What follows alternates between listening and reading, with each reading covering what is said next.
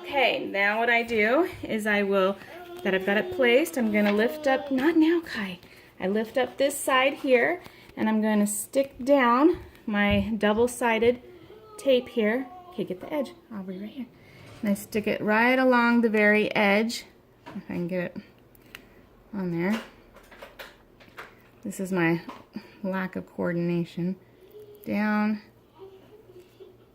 Get it down on that side. Now I come over here and I grab my other piece. Okay, can you see that, Aubrey? Can you get that in the film? Yeah, I got the film. Okay, down there. I set it down, and now I very carefully can fold this page up and hold where that tape is and just bend it up and over just a little, and I only give it a very slight crease like that, very slight crease, so that then I can spray it with the glue spray, and after spraying it with the glue spray I can very carefully push it back down, starting with the edge and then back out like that, and then it will be glued together.